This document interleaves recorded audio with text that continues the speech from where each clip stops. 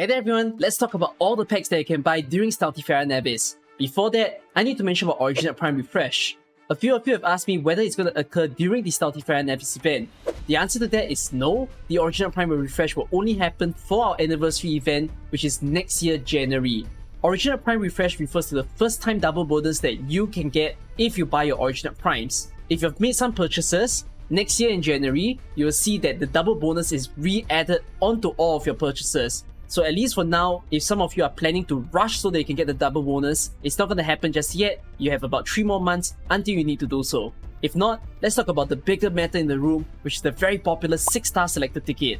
So the 6-star Selector ticket this time has all the way up until Fartooth. You can see from this picture over here as the full list of operators that you can get.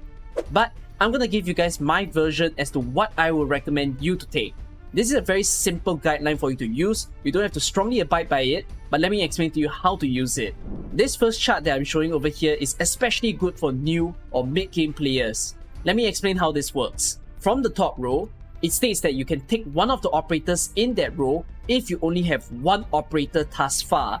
So if let's say you only have a Taunts at the moment and you don't have anyone else, I would strongly recommend you to take someone from here so you can give yourself a bit of an easier time in Arknights. There is nothing wrong with getting some strong operators from the onset of the game so that you can be less stressed about clearing the stages in the game. But if you already have 2 or more of the operators in the top row, then you can look towards the second row and consider if you have another favorite character from here. So if you don't need to make your game especially easy anymore, you can take one of the operators within the middle row.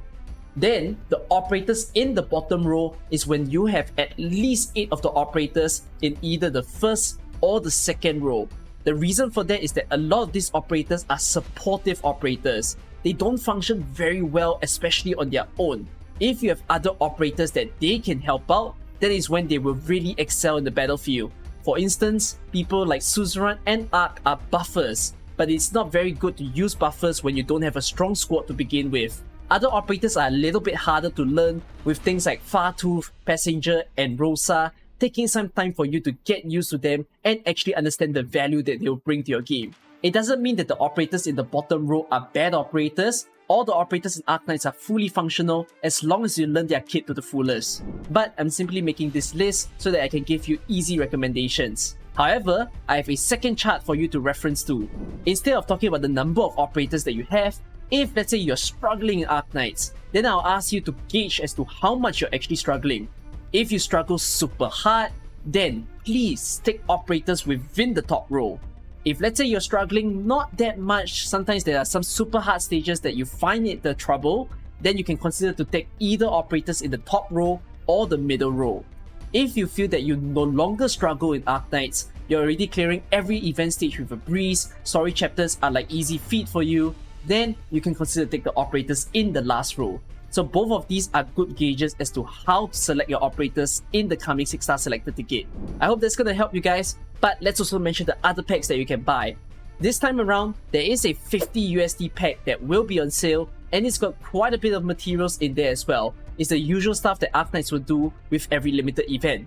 Then at the same time, there are 2 much cheaper packs that you can purchase. These 2 packs are 3 USD each. These 2 packs will give you the chips and the chip packs that you need to E1 and E2, your Spectre Outer or Irene. This is going to be a constant trend in the later limited banners, where you see the same 2-3 USD packs being on sale so that you can get the materials easily. In the CN server, there are other packs being on sale, with things like the Dark Lord's Purse as well as the E2 ticket. But these purchases will be shifted into our anniversary event next year. So you're going to see the store being a little bit smaller. There are only 4 packs for you to buy, including a 5th one, which is the Ambient Synesthesia pack. I would recommend you to buy this one because right now we don't know if this is a very special limited edition pack that might not even have a rerun later on. It's only 1 USD and you're simply doing it to get 200 Orundum and 2 special icons that you can use. This is also in support of the recent Ambient Synesthesia that has already occurred.